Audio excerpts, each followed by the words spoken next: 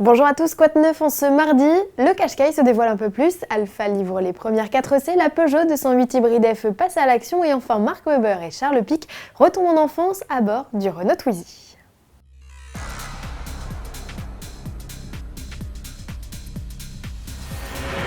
Événement le 7 novembre, Nissan révélera le visage de son nouveau Qashqai, minois dont on discerne de mieux en mieux les lignes grâce notamment à une nouvelle photo publiée en ce début de semaine. Le parallèle avec le concept e-Cross présenté en mars 2012 est flagrant.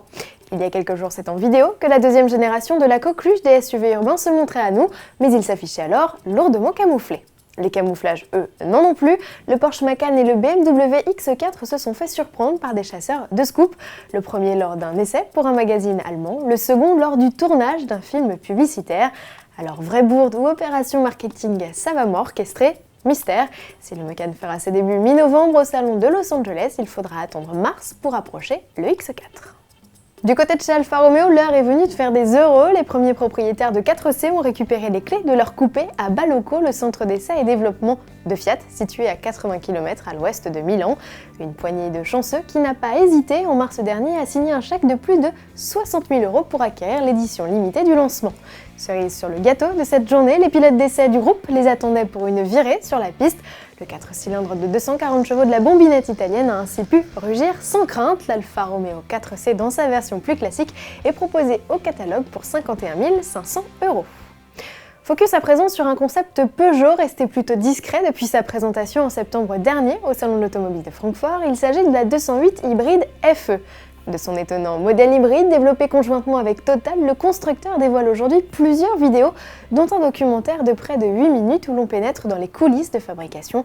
Responsables de projet se succèdent pour nous raconter les étapes clés de la mise au point de cette 208 un peu spéciale, alliant un bloc essence, 1 litre de 68 chevaux, à un moteur électrique de 40 chevaux. De cette association, Peugeot est parvenu à tirer des records d'efficience avec 46 grammes de CO2 rejetés par kilomètre et une conso estimée à moins de 2 litres au 100 et de belles performances avec un 0 à 100 km/h atteint en 8 secondes. À titre comparatif, une Yaris hybride de 75 chevaux est près de 4 secondes plus lente et ses émissions de CO2 sont supérieures de 30 grammes.